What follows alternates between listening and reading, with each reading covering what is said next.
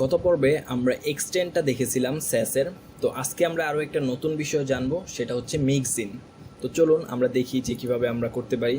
তো এখানে আমরা দেখতে পাচ্ছেন যে দুইটা বাটন নিয়ে নিয়েছিলাম এবং এখানে একটা স্টাইল করেছিলাম এবং এক্সটেন্ডের মাধ্যমে এই স্টাইলটা করেছিলাম।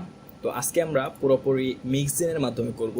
তো এখান থেকে এগুলোকে রিমুভ করে দেই, তারপরে এটাকেও রিমুভ করে দেই, এটাকেও রিমুভ করে দেই।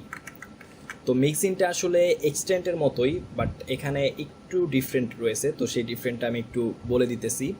তো প্রথমে আমি এখানে একটা ফাইল নিয়ে নেই নতুন, তো মিক্সিন ডট স্যাস। তো আপনারা ইতিমধ্যে জানেন যে কীভাবে এই ফাইলগুলো নিতে হয়, আন্ডারস্কোর দিয়ে। তারপর এটাকে অবশ্যই এখানে ইম্পোর্ট করে দিতে হবে, ইম্পোর্ট মিক্সিন। তো এই যে এখানে যে বাটনটা নিয়েছিলাম সেই বাটনটাকে আমি আবার এখানে স্টাইল করব। কিভাবে স্টাইল করতে পারি, এটাকে একটা বর্ডার দিব প্রথমেই, 1 পিক্সেল সলিড ডিডিটি। তারপরে এটা একটা ব্যাকগ্রাউন্ড কালার দিব ডিডিটি। তারপরে কালার দিব 222। তারপরে এটার বর্ডার রেডিয়াস দেব 10 পিক্সেল। এরপর কার্সার পয়েন্টার। তো হয়ে গেল।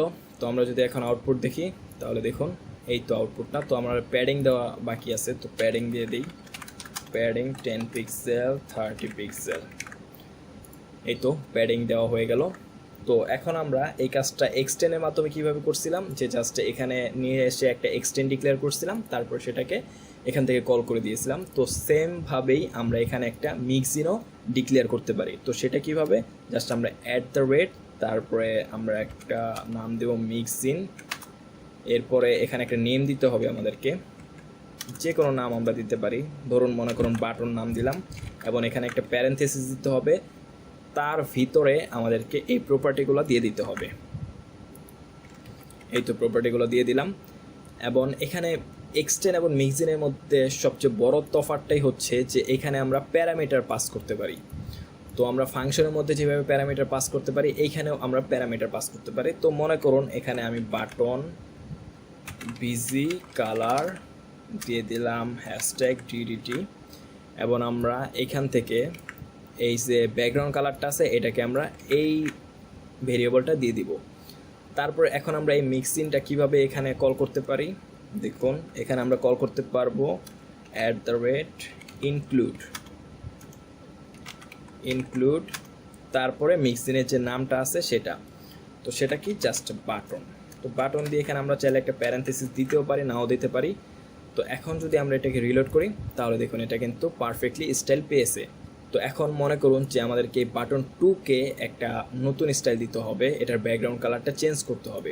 তো সেটা আমরা কিভাবে করতাম, এক্সটেন্ডের ক্ষেত্রে কিভাবে করেছিলাম, যে প্রথমে এইভাবে মনে করুন এই মিক্সিনের মতন এটাকে প্রথমে ইনক্লুড করে নিলাম, তারপরে এখানে একটা ব্যাকগ্রাউন্ড কালার দিয়েছিলাম যে রেড। এইভাবে কিন্তু আমরা করেছিলাম। বাট আমরা যেহেতু এই মিক্সিনের মধ্যে এক্সট্রা একটা প্যারামিটার নিয়েছি, তো এই জন্য কী হলো যে আমাদেরকে আর এক্সট্রা করে ওই ব্যাকগ্রাউন্ড কালারটা লিখতে হবে না, আমরা চাইলে এইখানেই এটাকে দিয়ে দিতে পারবো। সেটা কিভাবে, জাস্ট আমরা এইখানে যে ভেরিয়েবলটা আছে এই ভেরিয়েবলের মধ্যে আমরা একটা মান দিয়ে দিব, ধরলাম রেড। তো এইভাবে যখন আমরা দিয়ে দিব, এখন যদি আমরা এটাকে রিলোড করি তাহলে দেখুন এটা কিন্তু রেড কালার হয়ে গিয়েছে। তো ব্যাপারটা খুব ইজি না, এক লাইনের মধ্যে আমরা 2 লাইনের কাজ করে ফেলতে পারতেছি। তারপরে আমরা যদি চাই যে এখানে একাধিক প্যারামিটার দিব, সেটাও কিন্তু পসিবল। তো মনে করেন আমি কালারটাও এইভাবেই নিব, কালার ধরলাম, এখানে কালারটা কি দেওয়া আছে, এই যে এটাকে কাট করে এনে এখানে দিয়ে দিই, এবং এই কালারটাকে আমি কি করব, এইখানেই করে দিব। তারপর বর্ডার কালারের জন্য আমি আরেকটা নিয়ে নিলাম, বর্ডার কালার #DDT। তখন আমি কি করব, এই জায়গার মধ্যে বর্ডার কালারটা দিয়ে দিব।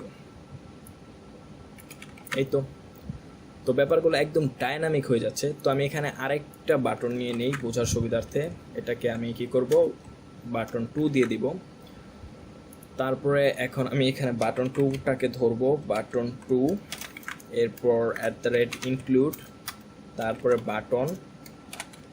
এখন আমি চাইলে এটাকে এইভাবে রাখতে পারি। এইভাবে যদি রাখি তাহলে ডিফল্ট যে স্টাইলগুলো আছে সেটাই পাবে। তো আমি যদি এখন ব্যাকগ্রাউন্ড কালারটা চেঞ্জ করতে চাই শুধুমাত্র, তাহলে কি করব, বাটন ভিজি কালার দিয়ে দিলাম ব্লু বা গ্রিন। তারপরে যদি আমি শুধু কালারটা চেঞ্জ করতে চাই তাহলে কি করব, এইখানের মধ্যে আমি দিয়ে দিতে পারি রেড বা অন্য যে কোনো কালার, আমি চাইলে হোয়াইট দিতে পারি।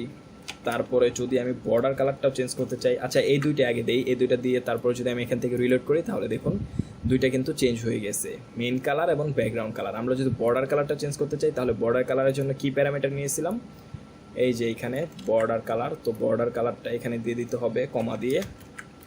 তো বর্ডার কালার আমি মনে করলাম দিব হচ্ছে রেড বা ক্রিমসন। তো এটা যখন আমি দিব, রিলোড করি, দেখুন এটা কিন্তু বর্ডার কালারটাও পেয়ে গিয়েছে। তো এইভাবে কিন্তু আমরা অনেকগুলো লাইনের কোডকে এক লাইনের মধ্যে নিয়ে আসতে পারি। তো এইভাবে ডাইনামিক্যালি কোড করলে দেখবেন আপনার কোডগুলো অনেক সুন্দর হবে, গুছানো হবে এবং অনেক তাড়াতাড়ি আপনি কোড করতে পারবেন। তো প্রথম দিকে হয়তো এগুলো অনেক ঝামেলা মনে হতে পারে, বাট যখন আপনি এগুলো ইউজ করতে করতে একটা সময় পর দেখবেন যে এগুলো খুব সহজ হয়ে গিয়েছে এবং এইভাবে স্যার আপনি কাজই করতে পারতেছেন।